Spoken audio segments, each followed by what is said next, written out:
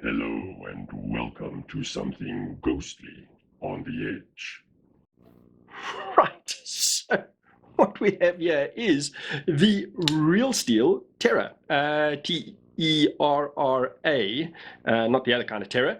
And this is a collaboration between Real Steel and Poltergeist Knifeworks. Right, so there is the logo. Try get the light to shine just on that very, very good looking little logo that it's sort of a skull that has been squashed vertically. So, Poltergeist Knife Works, Polish knife maker Jakub Witzorkiewicz. Very, very nice looking knives scratched around that website. I do advise you to go and have a look at that. Some really, really good looking knives. And a little bit about him. So, custom handmade knives, and obviously quite in demand. Booking is only open once a year, but it is all handmade. There is no CNC or laser cutting or anything like that. And I see a number of knives on his catalog that are licensed by Spyderco. Now, I don't know if those are Spyderco collaborations or if it's just that he's got license from them to use the Spidey hole. So those specific knives have the Spidey hole in the blade. But as I say, very, very good looking knives. I do suggest you go and check that out. Guys, with that little bit of an intro, I'm going to be doing the usual materials, dimensions, and weight, and then we'll dive into design and attributes of this knife. So what we have here is a blade of Sandvik steel, 14C28N. Scales are G10. Liners, stainless steel. In fact, all the hardware on this is stainless steel. So we've got the wire clip and the screws are stainless steel as well. And then the pivot is bronze washer. Maybe I should bring this in here now. So quite interestingly and nicely done this, by the way, by Real Steel. This little fold out leaflet with some of their knives on it was included in the box, but quite handy. They actually have a little parts diagram for their knives in here. So looking at the liner lock knives here, if you look at the pivots, try and zoom in a little bit there, it does show that there are two washers.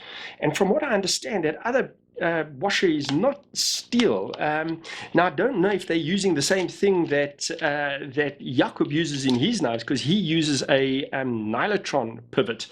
But it does also have bronze in the washer. So it's a two-part washer. I'm just not sure what the second washer is. So on either side, you've got the bronze washer goes up against the blade, and then you've got this other washer that then goes against the liner. Right, so I think that covers off all the materials. Let's go through dimensions and weight. Blade length is 90 millimeters, and that's 3.54 inches. Blade thickness is 3.5 millimeters, and that's 0.14 inches. Handle thickness, 12.8 mils, and that's 0.5 inches. Close length for this guy is 124.5 millimeters, and it's 4.9 inches. And then overall length, see if we can spidey him out. There we go. Overall length is 214.5, and that's 8.44 inches. Weight of this knife. Now, I've got stated weight, but as I always do, let's just double check that. I've mentioned this before. That's always where I find a little bit of a discrepancy between stated weights and actual weights. And this scale is actually pretty accurate. So let's just see. We're on milliliters, which is going to be the same as grams. Anyway, let's get on to grams.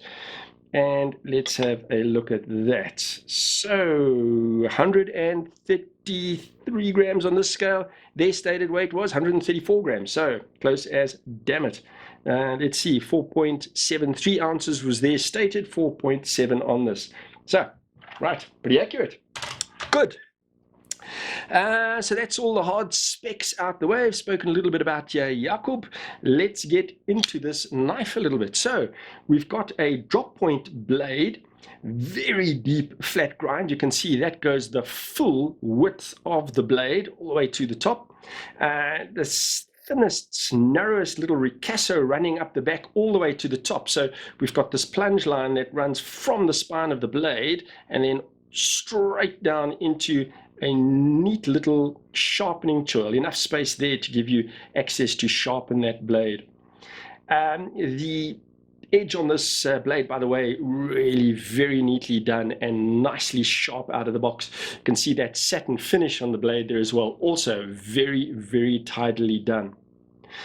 Spine of the blade, you can see, has been rounded, also very nicely done, and it tapers just about from the back. It does a gentle taper all the way to the back, to the tip of the blade. So quite stabby in the front, quite thin in the front of this blade. And then we've got a little thumb ramp with jimping on, so you can get nice grip and good purchase on the knife when you are using it. And then we've got this hole, a thumb hole that has been cut into the blade, and you saw me deploy that. So you probably can, and I always do battle with this under the camera, you probably can, maybe with a little bit of wrist there, go cheat a little bit. You can thumb flick him out, and then you can very nicely spidey flick this knife as well. So I think that covers off most of what is on the blade. I did speak about the logo, and then on the other side we've got the Real Steel logo there as well. The handle is pretty plain. There's nothing ornate on this handle and very slab-sided. If we look at those G10 scales, you can see there's no shaping to that at all. Absolutely flat, and then just a little bit softened, a little bit rounded around the edge. And then the overall shape profile of the handle is also very, very plain.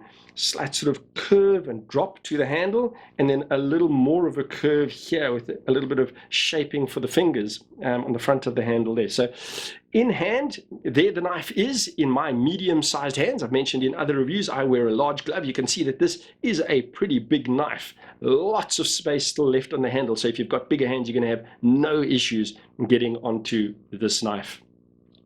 Very comfortable in hand, no hot spots whatsoever on this knife. The little backspacer, let's have a look at that. So we've got a G10 backspacer, and you can see a little bit of shaping to that backspacer. And looking on the Poltergeist Knife Works website, you can see that this is something that Jakub actually does on some of his other knives. It's obviously a little bit of his style, that shaping on that backspacer, but very, very attractive. Nice little touch. And then we've got the backspacer just cuts back slightly, and you've got a single standoff there that acts as your lanyard attachment. Also very neatly done. Another thing that seems typical of Poltergeist Knife Works designs, of Jakub's designs, is this style of screw on either side. So the pivot screw and the screw at the back, where you've got that wide edge, almost looks like a pivot cap, but it is the actual screw. And in this case, by the way, it is Torx. But it is a hollow design, and he seems to do that on a lot of his knives. So you can see that there, and on the back as well. And as I say, so that sort of biggish screw with the hole running right through it does seem to be one of his design styles on his knives.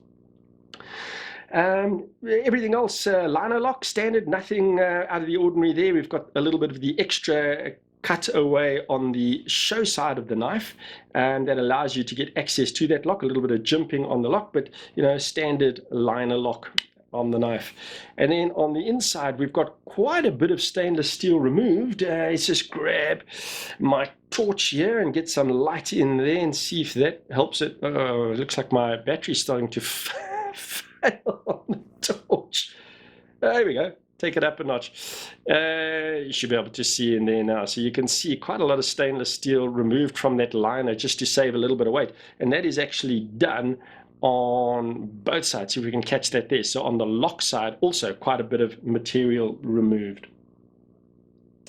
Action on the knife, really good. It's not a bearing pivot, but it is very, very, very smooth when you open and close it. So I don't know if that's got to do with that combination of the phosphor bronze and that other undetermined material on the other washer that is on the inside, but it is incredibly smooth, and as I showed earlier on, Spidey flicks out very, very nicely.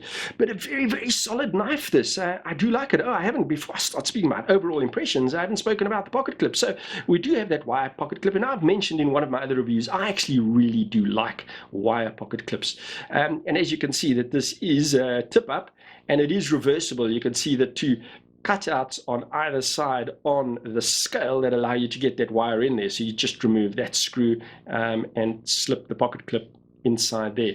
Deep carry, so it is mounted, the pocket clip is mounted near the top of the knife, so you're going to get very little bit sticking out of the knife, and then obviously you're going to see that wire pocket clip. But as I've mentioned before, I really do like wire pocket clips. I don't know why they're not used more often. I think they look good and they work very well, and they don't chew up your pockets either. So, yeah, all good there.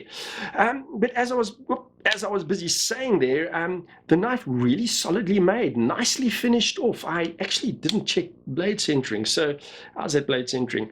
A little smidgen off, but you know, a good value knife, very solidly made, good looking. And does feel very solid in hand. Nice size as well. I think this is a really, really good choice for EDC. Another choice in that sort of budget kind of area. It does remind me of another knife. It reminds me a lot of another knife. So I suppose, before I carry on, let me stop here first, because before I show you that other knife, I may as well do that as part of the size comparisons. But just once again, want to really say thanks to Blades and Triggers. Really do appreciate their support. So another knife that has come from them. This and other interesting knives and other real steel knives as well, and other brands available at Blades and Triggers. So check out their website, BNT Online. And once again, I really do appreciate their support of the channel. Right, so now let's get into those size comparisons. So the first one I do want to show is that knife, and it is the Spyderco Tenacious. This knife, this Real Steel Terra, really does remind me of the Tenacious quite a bit. I think it might just be that sort of general blade shape, and maybe it's because this specific one is in the black G10. But like I say, it really, when I got this in hand, it immediately made me think of the Spyderco Tenacious. There we go. So you give you a size perspective. And give you an idea of what those two knives look like.